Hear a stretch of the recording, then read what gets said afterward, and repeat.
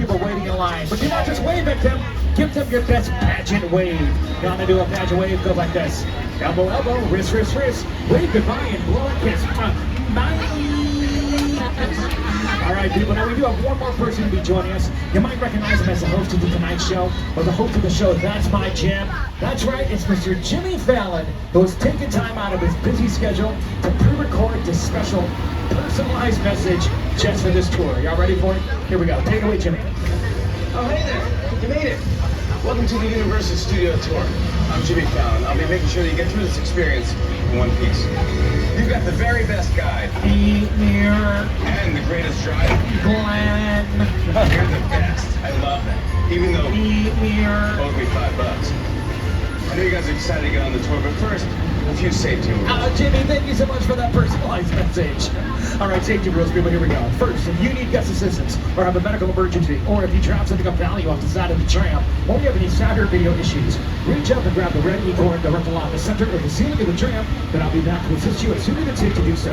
Otherwise, during the entire tour, please stay seated, keeping your arms and legs inside the vehicle at all times. Remember to use that red cord above your head if you need any assistance. The studio is private property, and if at any time during the tour you drop your phone or just can't wait to use the restroom, pull the cord to remain seated. Please no smoking of any kind during the tour. Be prepared, our tour today features loud noises, sudden tram movements, fire effects, and water effects. You'll want to have your cameras out for great photo opportunities, but keep an eye on them so you don't get wet. And finally, for your safety and the safety of those around you, please do not use selfie sticks while you are on board. Alrighty, folks, well, we've done it. We've left the theme park behind. We're now heading down to the heart of the production area here at Universal Studios Hollywood. You know all those celebrities you follow on social media? You're about to go see where they come to work every single day. You're about to visit some of the sets and locations for some of your favorite movies, TV shows, and music videos. Now, so make it way down yourself. You look to the right to see some movie posters, right? See if you can find the poster for your favorite Universal movie. If you can't find it, that makes sense. These posters, they only represent a tiny fraction of the over 10,000 movies that Universal Studios has produced throughout its years. And the most important date in our studio history, it's going to go back 108 years ago to March 15th, 1915. That's when our founder, Carl Laemmle, opened the gates of the Universal Studios. Now, Carl Laemmle is on your screens right now. He's the gentleman holding the key with the hat. Carl Laemmle was a German immigrant who came to this country with a couple of dreams, and one of those dreams was the biggest city that is dedicated to making movies. He achieved that dream by building the city that we're currently in right now, Universal City. Yeah, folks, we are technically our own city back here. We got our own fire station here on the right-hand side of the tram, Fire Station 51. That's not a joke. That is not a movie set. Those are not actors inside of there. Those are the real stars and heroes who keep us safe every single day. We've got our own medical emergency services back here, and we even have our own zip code, 91608. But you know we don't have back here? Residents. Now, people don't live in Universal City. They work here tirelessly, making some amazing entertainment. Now, they make a lot of those movies and shows inside of buildings that are called sound stages. A sound stage is basically a giant warehouse with really thick concrete walls that have been insulated and padded to give it about 98% soundproof. We use sound stages because it gives filmmakers a nice enclosed environment where they can control the weather, the temperature, the lighting, and the sound. Like right now, it's daytime outside, right? But on the inside of a sound stage, we can set it up to make it look like it is nighttime, or vice versa. You're going to see a lot of different sound stations on our tour today. We've got 36 in total, but the first one you see is actually our oldest and our largest sound stage that's currently on the left-hand side of the tram. Now, if they have any Swifties aboard my tour today, that is the sound stage where Taylor Swift, better cat Benjamin Buttons, while she was on the set for her music video for the song Me. Yeah, the music video for Me from inside of that sound stage. Now we're going to pass a couple more sound stages coming up on the left-hand side of the tram. I'm going to point out a couple things because we're passing so close to them, all right? Now, you're going to notice trucks in front of these sound stages. Those are called production trucks.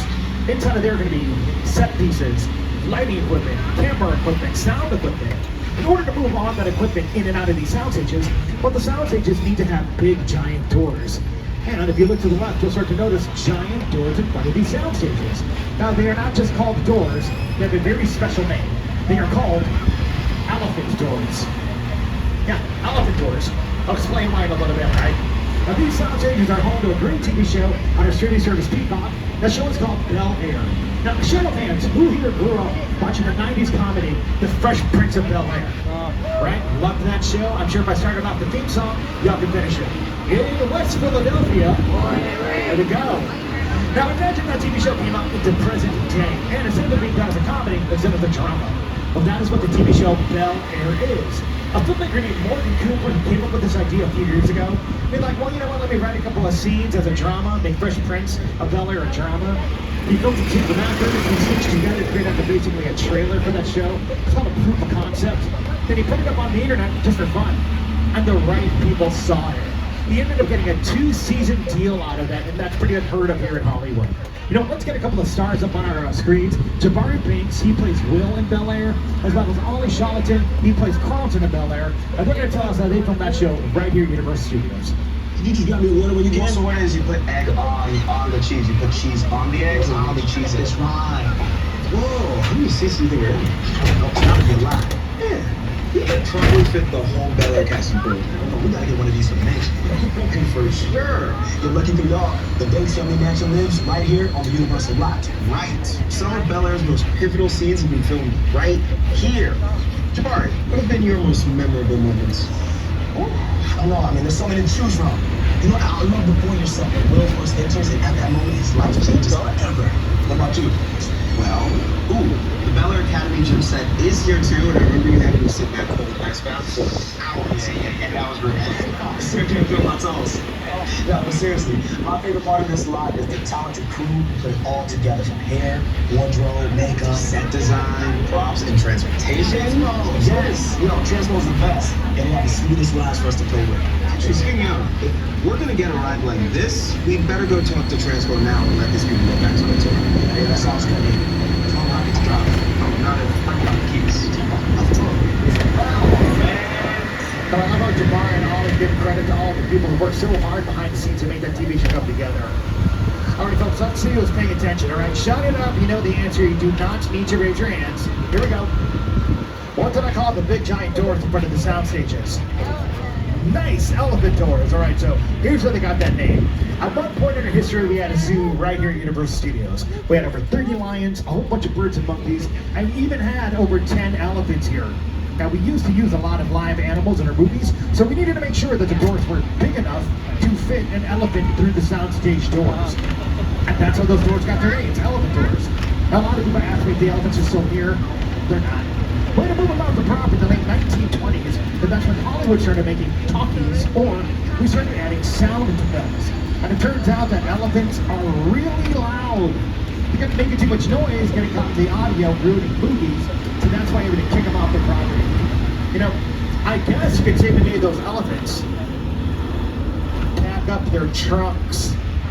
Yeah! I don't got kids, but I got dad jokes, baby!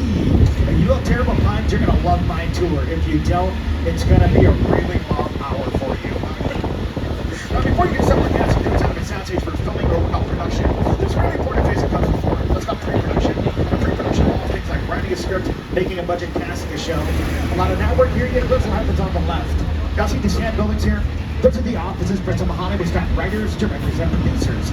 Big names like Dwayne "The Rock" Johnson.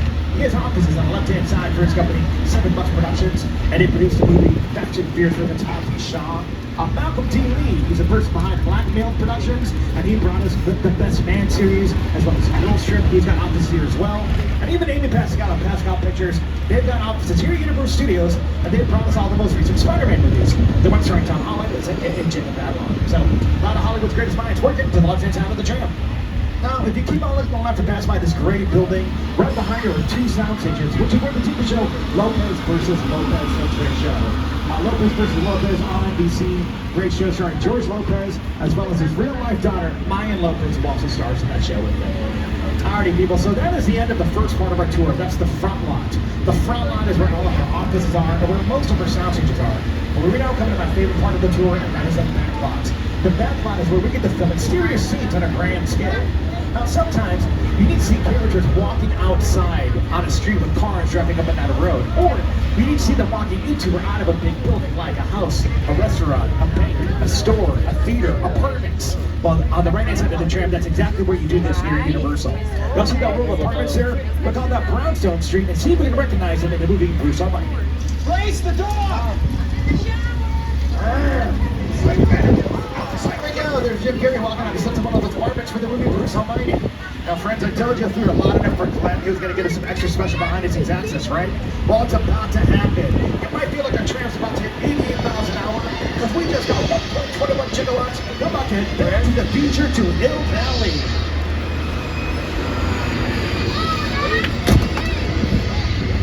That's right, people. Get your cameras out, pointed to the left. You are now looking at the clock tower, the Back to the Future Part 1 and Part 2. It's actually the backyard of a square that inspired the entire climax of Back to the Future. I had scenes up in the clock tower on that lead.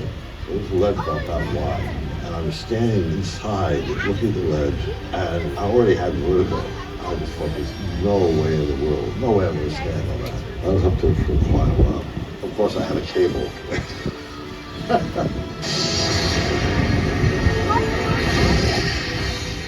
Alrighty, people, we're going to make like a tree and get out of here. That's for my Back to the Future fans. We're going to have the quaint little town of Hill Valley behind it. We're now going to head to the big city. Let's get a native New Yorker up here to welcome us to the next area. Hey everyone, welcome to New York. I got my start right here in New York on Saturday Night Live. This is actually my old neighborhood. Once got mugged over there. An old woman, tough lady. This is my favorite hot dog guy. Hey buddy, how's it going? Remember me? No. Just like old times. Gotta love New York City. I'm walking here. Yeah, it's cool, guys. I was just walking there. So it's not exactly New York, but a lot of times when you see New York in the movies, it was shot right here on the Universal Metro sets. If you can make it here, you can make it anywhere. Even if you make it here on the Universal lot. Yeah, folks, a lot of different movies have been filmed right here on the street. Movies like Fast and Furious, that's Hobbs and Shaw. They made the street look like the city of London. American Ninja Warrior. This is where they built their entire object course when they're filming episodes here at Universal Studios. Also, a lot of different music videos have been filmed out here as well. Taylor Swift was on the street for her music video for the song Wildest Dreams. The part of that video where you see Taylor leaving a movie theater, that was not a real movie theater here in LA. That's one of the fake theaters we just drove by. Billie Eilish was on the street for her Amazon Prime Day special, Un Jeune à Paris. It's like a 42-minute long music video that looks like it was filmed in the city of Paris. Not Paris. That entire thing was filmed right here at Universal Studios. And from a K-pop fans, a bunch of different K-pop stars have been back here. Jisoo from the band Blackpink. Her music video of the song Flower, now filmed here on the street. Jungkook from BTS, his music video of the song Seven, filmed on the street. And TXT, they just filmed their music video for Catch That Feeling right here on the street as well. Now before we leave, I got one more thing to talk about. Look at these buildings, they look real, right? They look like they're made out of brick, concrete, and iron. Not a single brick on this street. What looks like brick is actually painted plaster on top of chicken wire with fiberglass on top of plywood structures. Yeah, we use materials like that. That way it's easier for us to be rebuild and remodel those sets when we need to. Alright, but we're going to make a concrete jungle street to view it behind. And let's head to the actual jungle. Here's Academy Award winning director Peter Jackson. He's going to let us know where we're headed to next. It's the original King Kong that made me director this, and I saw that movie on TV when I was about 8 or 9 years old. I like films that just go away from your real life and sweep you up an image. Kong literally does this. I mean, you're on board the ship, you're sailing to a lost island, you're encountering monsters and creatures from prehistoric times. So I was thrilled when Universal invited me back to Skull Island, and it's great to have you along for the ride. That's right, folks. We're about to be headed back to Skull Island, but before we do anything, just a quick reminder again to please remain seated and please hold on tight to your valuables, all right? I don't want anybody dropping their phones or their cameras and stuff. All right, people, if you're ready to go see King Kong, make some noise!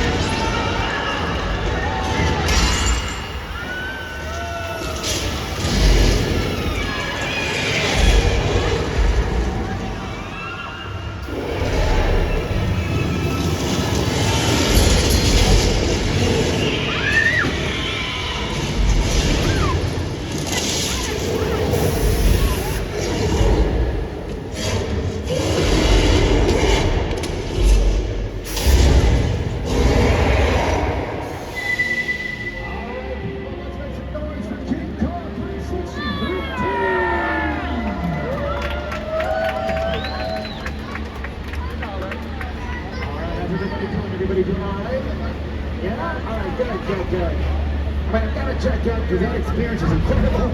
Yo, that experience is intense. You know what? One can even say that King Kong 363D was bananas. Come on. I can tell you a couple of you thought that Banana Pun was appealing. Oh, yeah, I'm laying now. All right, I'll stop. No more Banana Puns. If I do any more, y'all might split. All right, folks, hold on to your video classes, but we might need these later on in the tour. Now, King Kong 363D was projected out to the world's largest digital screens. Those screens are over 40 feet tall, they're over 180 feet wide. The team behind King Kong 363D is the same team behind the movie King Kong. Director Peter Jackson and the team out of Weta Effects. Weta Effects, they're a special visual effects company based in New Zealand. And these are the most advanced technology in front of you today, 27 amazing visual effects for movies and TV shows. We've seen their work in movies like King Kong, The Lord of the Rings trilogy, and TV shows like Game of Thrones. They've won 7 Academy Awards, and for the group to get to see them do, I'm sure they've got a bunch more in the future. Let's hear a little bit more from some of the folks at Weta Effects about some of the unique challenges they face while creating this amazing attraction. With a project like a studio tour, the audience is in the middle of the environment. They're looking in all directions, there's creatures coming at them, they're seeing Kong from this side and T-Rexes from the other side. Working on the movie, we always know what people are looking scared of, they're looking at the shot, they're looking on. Here you have to take into account that people are looking in all directions. Also, one of the things about this, why on the movies that we're used to working on, there's no cuts. Because it's one giant shot. This tram that's driving along through Skull Island is where the camera's from. This where the screen is 10 meters away. We're really creating about 50 minutes of a feature film. That amount of visual information, that number of pixels, and presenting them to the audience, it's a hell of a ride.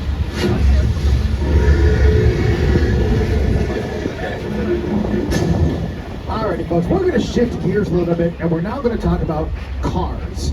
But not just any kind of cars, we're going to talk about picture cars, all right?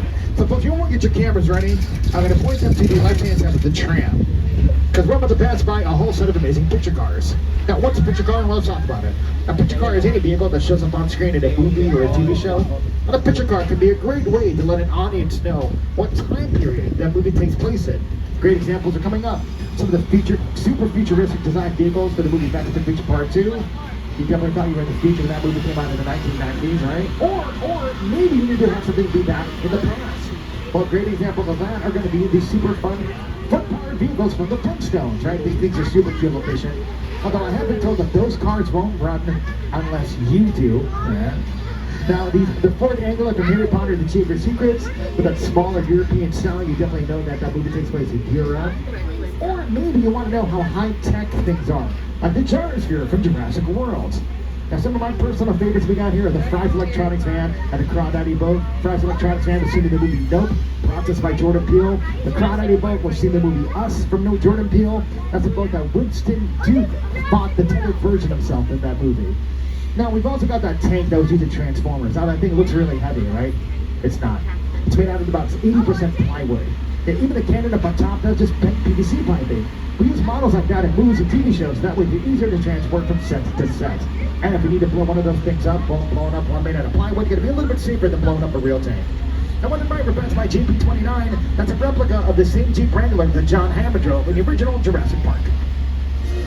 Welcome to Jurassic Park. That's right, people. Kalena just got us access to the islands on the coast of Costa Rica. We're now driving through some of the sets and picture cars that were used in the original Jurassic Park trilogy. Now, coming up on the left, you can see a long camouflage vehicle. That is the mobile lab from the sequel, The Lost World Jurassic Park. There it is on your screens, and there it is on the left. This is a great movie. You got Jeff Goldblum, Vince Vaughn, and Julianne Moore. We're ready for the close-up. Now, folks, this is very exciting because we're about to meet 4 of the stars from the original Jurassic Park. Here they are on the left and right-hand side of the tram.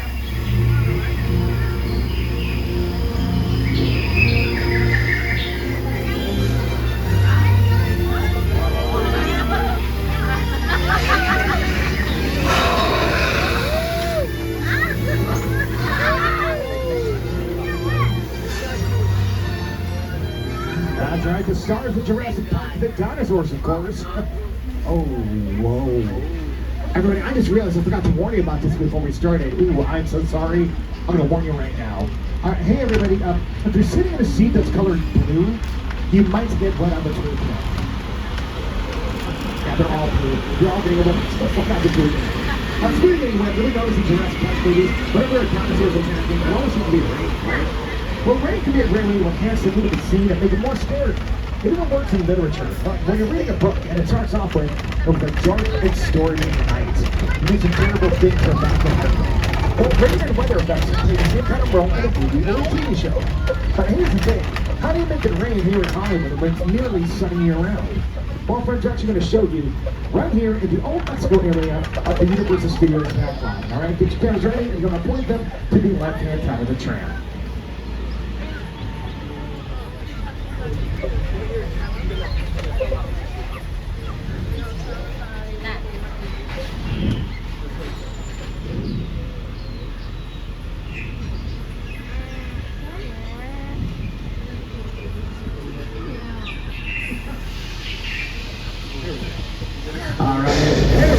We got a storm rolling in, we got some lightning and thunder. That lightning is coming from strobe lights that are just flashing on and off. And the thunder is coming from speakers that are hidden throughout an area. But normally in a movie, the thunder be added in post-production by something called a Foley artist.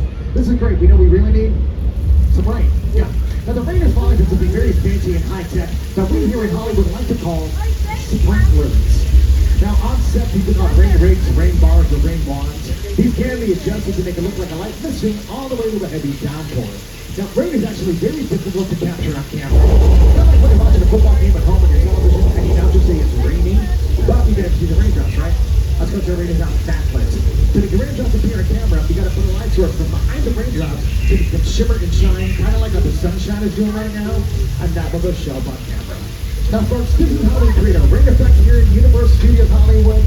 Normally, what happens here is a big, giant flood of water that's rushing down the tram. It looks like a crazy flash. It's not fully working.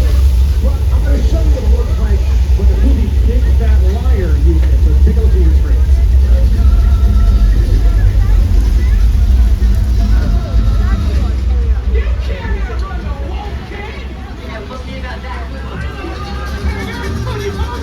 At the top of that hill, there's a bunch of gates that can open up, and gallons upon gallons of water come rushing down towards the tram. If you want to see this get used in another thing, Lady Gaga, she used it for her music video for the song Judas. She stood in the middle of all that water getting drenched by it. It's a pretty fun music video to watch, especially if you're a big fan of the show The Walking Dead, because there's a very young Norman Reedus who plays Daryl. He's also in that music video. All right, people, we're going to say adios to Old Mexico, and now we're going to say howdy to 6 Points, our western area. I'm going to excited with passing by some of the streets with some major Hollywood stars and leads. Folks like Mae West and W.C. Fields. They from the movie My Little Chickadee over there. Jimmy Stewart, he's from 2 different westerns back there. Winchester 73 and Destiny Rides Again. And even Brad Pitt, Leonardo DiCaprio, and Quentin Tarantino, they use this area on the left for the movie Once Upon a Time in Hollywood. Now we are going to ride off into the sunset and leave 6 Points behind. What we're going to do is take a little turn, and as we turn to the right, you're going to see some of our newer sound stages on the left-hand side. Sound station 30 through 33. If you're a big fan of the TV show The Voice, that is where we filmed that TV show. Now season 24 is currently on the air right now. We got some pretty great coaches. Mr. EGOT himself. This person has won an Emmy, a Grammy, an Oscar, and a Tony. That's John Legend. He's the coach for the current season. You've also got Gwen Stefani from No Doubt. She's back.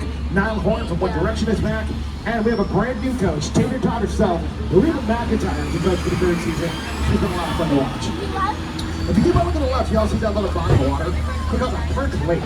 Not very big. It's the size of a teeny tiny pond. But by using scale bottom miniatures, as well as some really good camera tricks and camera angles, we made that body of water pretty much larger on screen. That was used as the Pacific Ocean in TV show McCoy's Navy. That was the Mississippi River in the musical Sailboat starring Paul Robeson. And that was even the Amazon River in the 3D movie Creature from the Black Lagoon.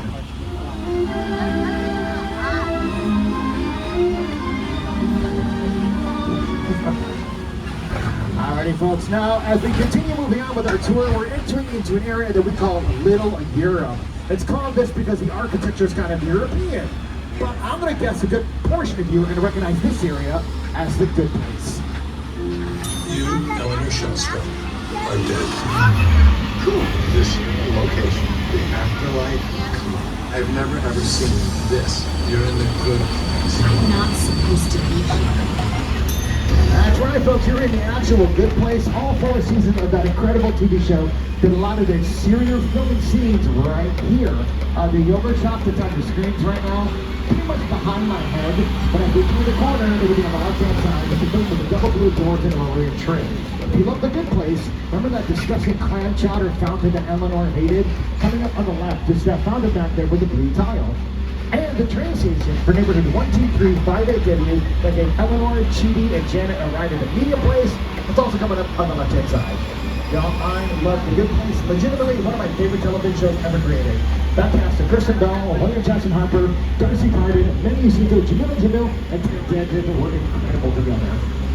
Now, this area has not just been home to some of these amazing actors. A couple of other folks have been back here as well. Miss Piggy and Kermit the Frog. Yeah, the 2011 movie The Muppets, they filmed the scene back here. Captain Jack Sparrow himself is back here for Pirates of the Caribbean, Curse of the Black Pearl. And for my Princess Diary 2 fans, Anne Hathaway and Abigail Breslin, they walked along this exact street that we're driving on in Princess Diaries 2, Royal Engagement. Yeah, this is the land of Genovia. Now, we're going to film in our little Europe area. That's very important out here at Universal Studios. There's a film called The Hunchback of Notre Dame.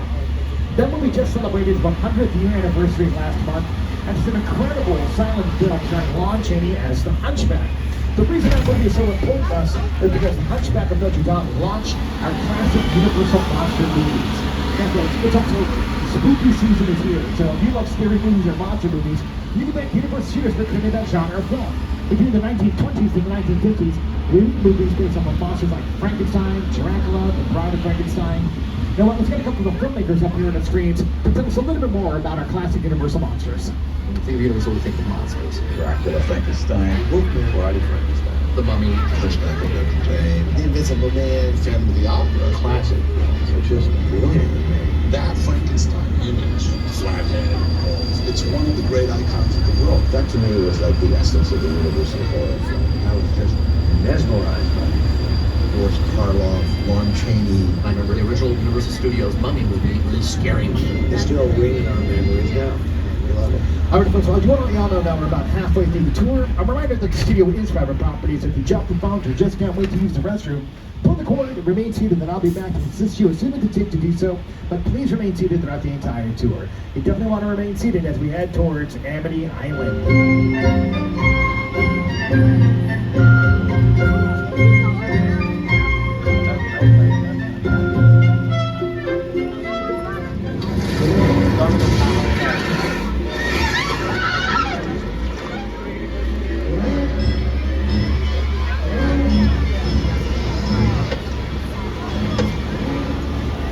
That's right, folks. We're about to put you right in the middle of the movie Jaws. So the people on the island have been suffering from a series of shark attacks. But it looks like a crew of fishermen have caught that killer shark. Unless they think they have. They're thinking about reopening the beaches. But just to make sure that the waters are safe, they're sending a police diver into the water. Police diver George. All right, folks, so this is the area where I'm going to be getting off the microphone for the next 5 minutes because that commercial that I was talking about, they're filming pretty much directly to the left-hand side of the tram on one of those streets. So I'm going to hop on the microphone. I'll play some videos for you in a little bit, but there won't be any audio for these next 5 minutes. All right, see you in a bit. Bye.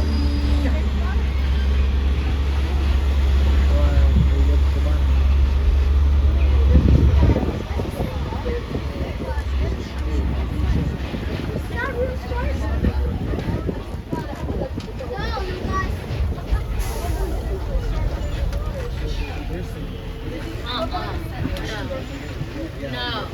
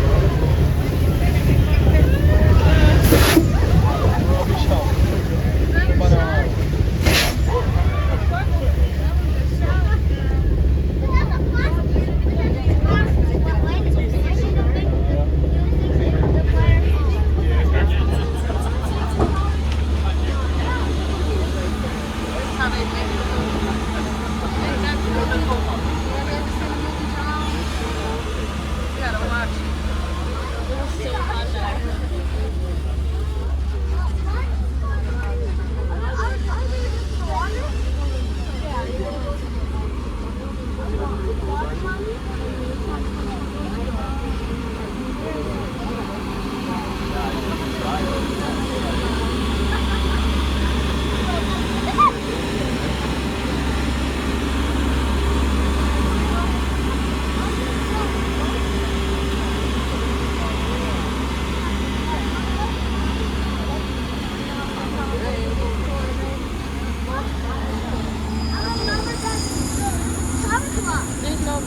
There's no actual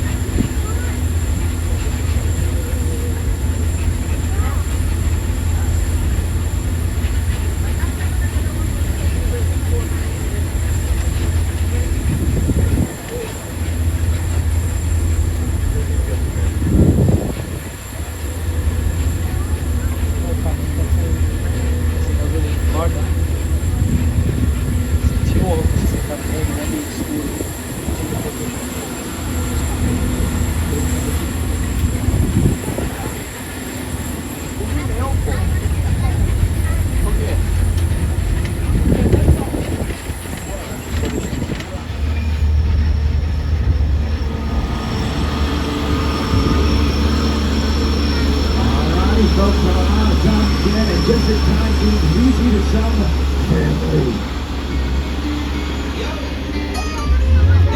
Drive Fast and Furious fans, get your cameras out, point them to the right-hand side of the tram where we got a bunch of picture cars that are used in the Fast and Furious franchise. We got Dominic Toretto's Black Dodge Charger, 3 different vehicles that we use in 2 Fast, 2 Furious. We've even got Brian's Nissan Skyline here, and we've got the Plymouth Roadrunner that Dominic Toretto played a crazy game of chicken against Deckard Shaw in Furious 7. We did used to have Letty's motorcycle there, but we had to get rid of it. It kept falling over. It was too tired. Now, that thing was so tired, I should have checked in at the motel next door. That's right, people. We're now approaching the Bates Motel, and up on the hill, that is the original Psycho house in the 1960 movie Psycho. Now, I wonder if there's any vacancy in the Bates Motel. We have 12 vacancies. 12 cabins, 12 vacancies. Oh, well, thank you so much, Norman, but we are not going to stop and check in, because I heard that the showers there were terrible. Instead, we're going to make our way up this road towards the original Psycho house. Now, friends, I need your help with something. Norman Bates, the person who lives here at this house, he does not like that we drive by. He says we're too loud for him and his sleeping mother. Now, folks, okay, this is not good. I was hoping Norman wasn't going to be here, but he is. Okay, folks, wish me luck. I'm going to try to have a little conversation with Norman and smooth things over. Here we go. Hey, Norman. Yeah, I know you don't like us driving this way. It's the fastest way to where we need to get to, all right? So I really appreciate your understanding. Thank you so much. All right, cool. Thanks, Norman. Have a great day. We'll see you later. Bye. What you doing? Whoa. Oh, okay, Norman. All right, Norman. I see your point. We're just going to get out of here. Yikes. Whoa.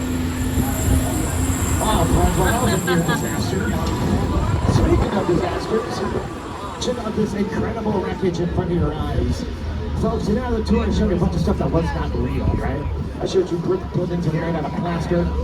I showed you cars that were made out of wood. But the plane you're looking at right now, this is a real Boeing 747 that was purchased and then chopped into pieces for the movie War of the Worlds.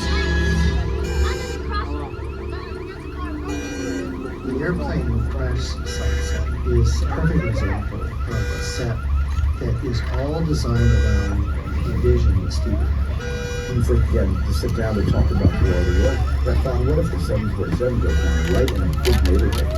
Because it's just something you don't see. You're doing good. You're doing good. Listen to me. Listen, I want you to close your eyes, okay? Now closed.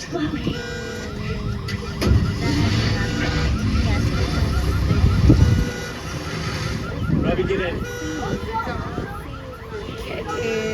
Get in. War of the Worlds, another incredible film directed by Steven Spielberg. You know, we've been so lucky here at Universal Studios to be able to work with some incredible generation-defining directors. Folks like Amy Heckerling for Fast Times at Ridgemont High, George Lucas for American Graffiti, Spike Lee for Do the Right Thing. We continue to work with generation-defining directors and Jordan Peele. Folks, we're about to visit the set of Jupiter's Flame from Jordan Peele's movie, Nope. This is the actual set that actors Danny Kaluuya, Keke Palmer, and Stephen Young worked on. As a writer, director, Emmy, and Academy Award winner, Jordan Peele up here on the screens to tell us a little bit more about Jupiter's Flame. Movie magic only happens when a team of collaborators, often in the hundreds, work together to take an impossible notion and bring it to life. This is Jupiter's Flame, a nostalgic, small-time Southern California amusement park owned by former child star Ricky G. Parker.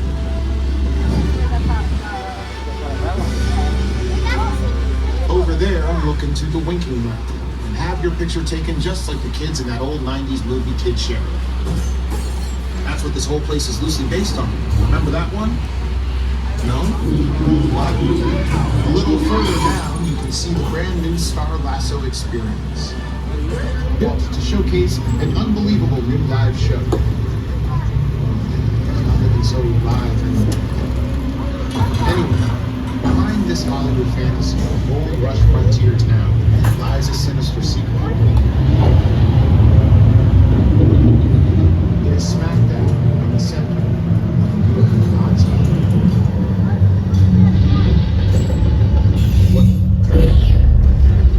Welcome to the world of no.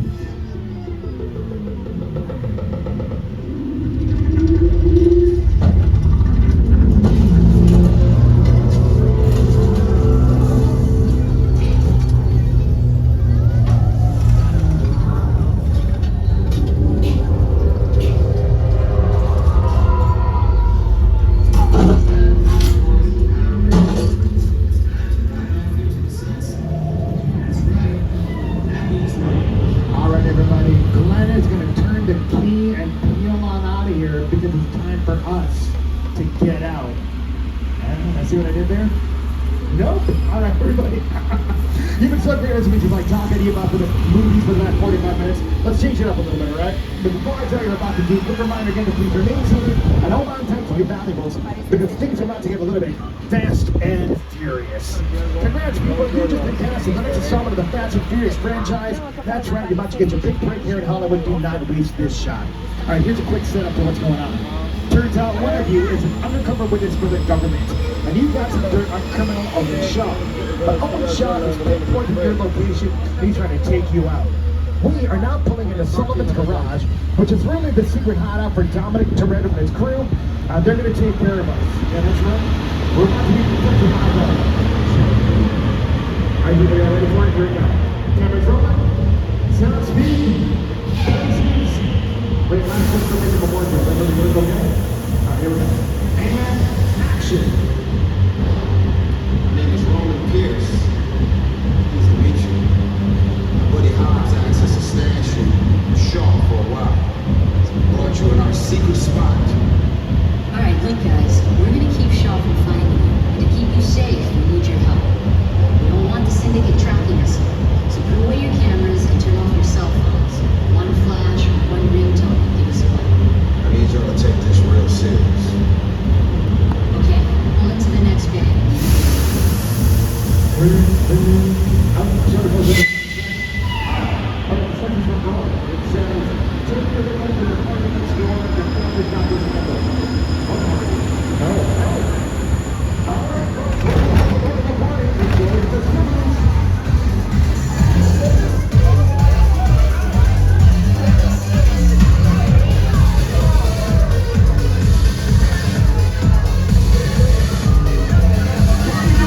Everybody out! The FBI! Turn that music off!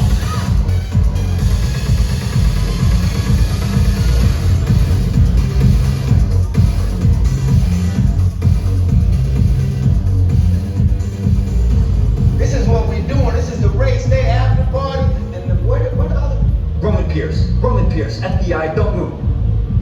Neil, That's right, party's over. you know how long I took to iron this shirt, man? I'm not. You're under arrest right now. Ladies, just back up a little bit. Got it. It's lightweight. First of all, I don't work for you. Oh, really? Well, tell me, Roman, who do you work for? We don't work for nobody. Cop, I suggest you clear out of here, otherwise we can't guarantee your safety. Guarantee my safety? I'm the one holding the gun. Yeah, but mine's a whole lot bigger than yours. Escort this novice out. Let's go, Cookie Puss. You got an ugly suit on, man. It's cheap. Somebody out there really pissed off Shaw. It's gonna get ugly fast. Yeah, don't worry. Lucky for you, our whole family will protect you. Are you kidding me, Roman? You didn't shut off your phone, bro? I gotta call you back. I'm in another spot. See what I'm talking about? Call you back. It was on vibrate. Shaw traced us. Ops can't hold him forever. Letty, Roman, we're up. Driver, move that vehicle. It's about to get real interesting. My Mona Lisa's all warmed up right next door. Roman, grab your truck. I need you and Letty ready to roll.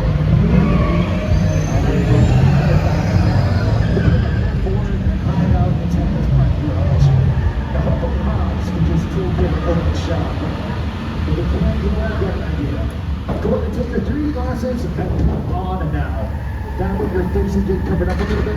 And if Owen Shaw gets past odds, you open your target's firearms as the undercover witness. Whoa! Already folks, sound like things are getting a little dangerous out there. Get those 3D glasses on and now. Good luck.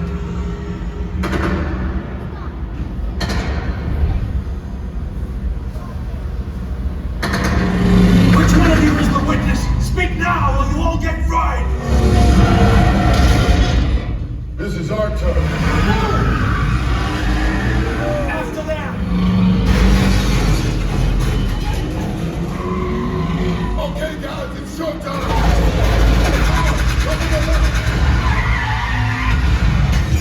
Let's see it moving fast enough. Letty, hook him up. I got the bull by the horn! Now we're moving.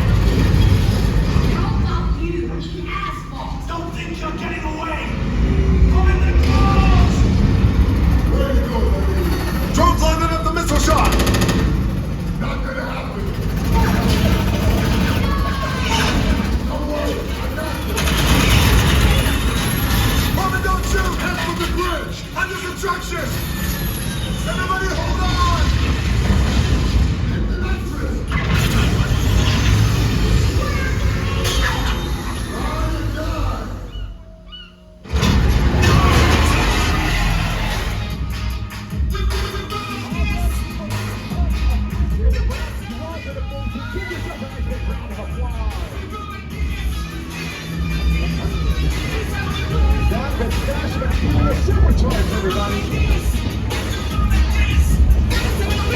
alright. No, I've got a couple of news and opportunities. And this one is being online right now. Oh, come on. That was so unrealistic. There is no way that this giant vehicle could have made that crazy jump. That's impossible. But you know what? It's not impossible. You know why? Because gravity's not stronger than family. On the job, everybody. You've protected the witness and you can resume breathing. You know, it's crazy out there. You guys ride hard. Respect. You know, my Mona Lisa got messed up a little bit, but it's all good. We got through it. Y'all held us down. Appreciate it. They say the bigger the family, the stronger it is. You guys did good out there. And you're welcome to join our crew anytime. Alright, people, if you want to stay in touch with the family, make sure to check out Fast 10, currently streaming on Peacock. Well, everybody, that is it. That is the world's famous Universe Studios tour. Thank you so much for joining us. We'll get you back into Peacock momentarily, but before we do that, will you all do me a favor and make a whole bunch of noise for our amazing driver, Glenn? And also, huge shout out to an annual pass holders, folks. Thanks so much for joining us again. If you're not an annual pass holder, you want to become one, head to the Universal Box Office to buy a turn your ticket into an annual pass. If you're going to purchase any of the NBC Universal movies or shows that we talked about at the tour today, go to this website, uphe.com. That's it for Universal Pictures Home Entertainment. And finally, make sure to download the Universal Studios all app your phone. With that app, you'll see them close tonight at 6 p.m. And then details on how to visit Super Nintendo World. Alrighty, people, well, I'm Mir. I was your guide, and on behalf of everybody here at NBC Universal, we do hope you had a great time, and we hope you enjoy the rest of your day here at Universal Studios Hollywood, the entertainment capital of LA. And since you all love my terrible pun so much, oh yeah, I've got one more. I hope you all had a terrific time. Bye! Alrighty, folks, we're pulling back to the download area now. Stay seated until the gates and cars have been opened. Once you're open, please watch your step as you exit the tram. If you got your 3 glasses off with those blue bins, if you've got any questions,